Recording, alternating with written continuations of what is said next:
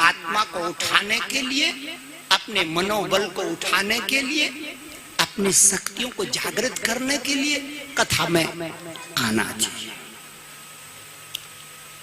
पुरानी माताएं कहती थी, तुम ही दिवस तुम ही रात, दिवस तुम ही रात, तुम ही दिवस तुम ही रात, तुम ही दिवस तुम ही रात, दीन बंधु दीनानाथ, दीन बंधु दीनानाथ। दीन बंधु कहते हैं हम जैसे गरीबों का भगवान। हम गरीब लोगों का सहारा क्या है? दीन बंधु नारायण। और तो कोई हमको पूछता नहीं, देता नहीं है। सब पैसे वालों को पूछते हैं। लेकिन पुरानी माताएं कहती थी, तुम ही दिवस तुम ही रात, तुम ही दिवस तुम ही रात, दीन बंधु दीनानाथ, दीन बंधु दीनानाथ। शरण आए हम अनाथ, शरण आए हम अनाथ। तो जो इस भाव से हम कथा में आएंगे मेरी बहनों, तो बहुत कुछ लेके जाएंगे। न मिले पैसा कोई बात नहीं, ऐसी चीज लेके जाओगे जो पैसे से खरीदी नहीं जा सकती, जो पैसे के मूल से खरीदी नहीं जा सकती।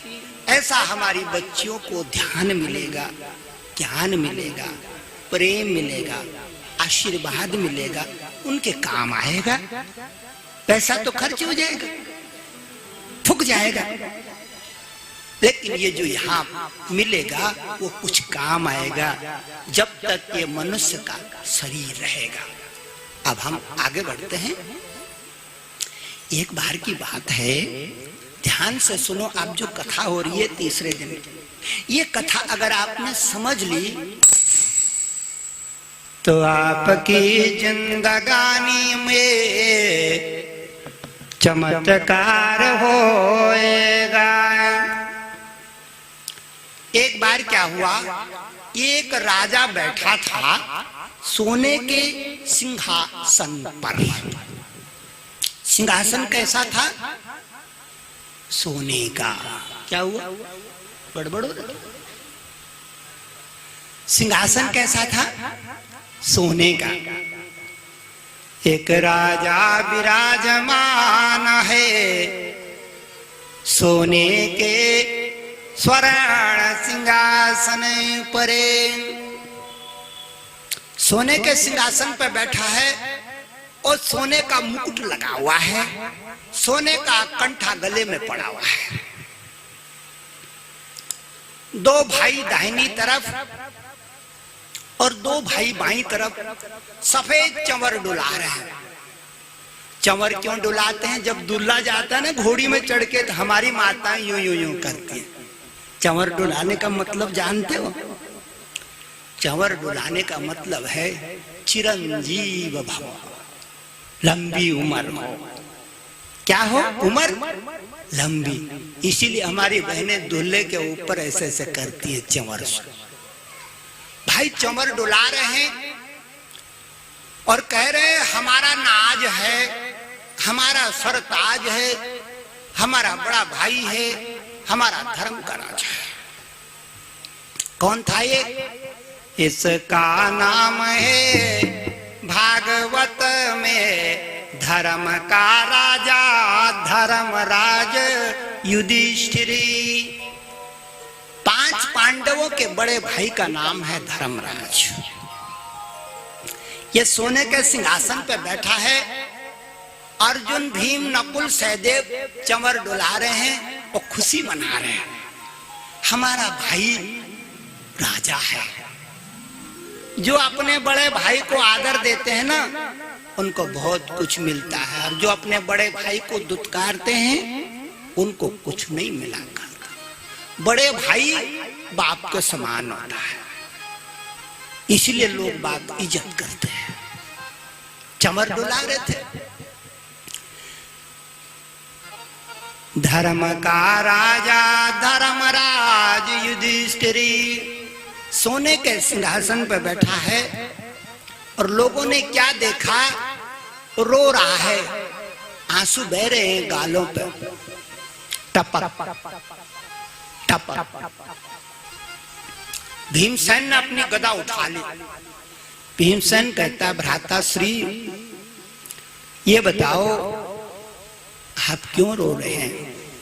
ये आंसू क्यों आपके आंखों पे है? कोई बैरी? उसका नाम बताओ, मैं अपनी गदा से उसका स्वाहा कर दूंगा। दूसरी तरफ अर्जुन खड़ा था। अर्जुन भी कहता, भ्राता श्री कोई बैरी बताओ, मैं अपने गांडीव से उसका सर धड़ से अलग करूं, आज ही मार देता हूं।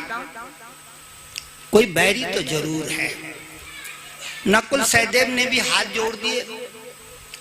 धर्मराज रोते रोते कह रहा है, ना मेरे भाइयों, कोई दुख नहीं मेरे को।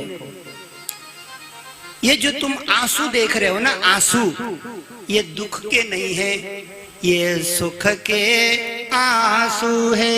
और खोल इसको, हाँ? ये सुख के आंसू हैं, और दुख और सुख में आंसू भेद होए। मेरी बहनों, दुख में भी आदमी रोता है और सुख में भी रोता है, लेकिन दुख का आंसू अलग है और सुख का आंसू अलग है। दुख का आंसू टरटरा होता है। जब दुखी हो ना, अपने आंसुओं को चखना टरटरा होता है, खट्टा होता है, खट्टा। और सुख का आंसू मीठा मीठा होवे। सुख का आंसू मीठा होता है तो दोनों आंसू ही, लेकिन परिस्थितियों के अनुसार उनका गुण धर्म बदल जाता है। सुख दुख का आंसू गर्म होता है, और सुख का आंसू ठंडा ठंडा होवे, शीतल होता है सुख का आंसू। कभी देखना, अनुभव करके। धर्मराज कहते हैं, भाइयों ये सुख के आंसू हैं, दुख के नहीं हैं। आज खुशी मेरे हृदय में इतनी आ गई, इतनी आ गई कि आंखों का बाढ़ थमाए नहीं थम रही। घर में खुशी होती है ना, तब भी रोती है हमारी बहनें, दुख में ही नहीं रोती, सुख में भी होती है, सुख में भी रोती है। हर एक आदमी को अगर सुख ज्यादा मिल गया तो रोने लगता है, बहुत मिल गया, मेरी क्षमता से ज्यादा मिल गया है, मेरी क्षमता से ज्यादा मिल गया, इतना मिलना नहीं चाहिए था, बहुत मिल गया, बहुत मिल गया।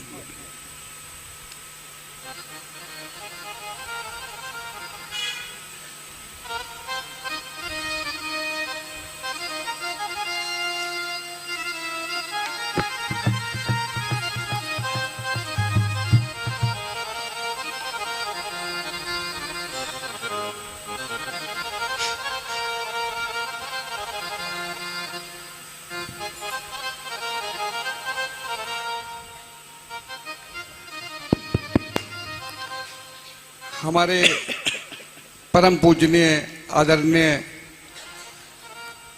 पंडित जी, जिनका मुझे समय समय पर आशीर्वाद मिलता रहता है, गुरु जी के श्रीमुख से जो कथा का आप रसपान कर रहे हैं, अब गुरु जी जो है, हमारे पंडित जी जो है, गुरु जी का स्वागत करेंगे।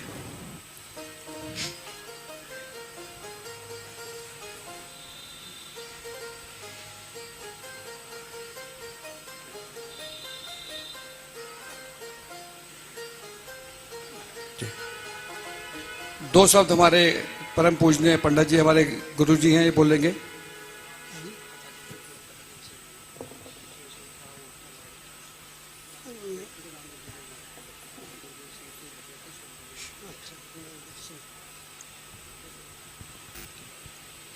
यहाँ पे उपस्थित सभी लोगों का आदर करता हूँ।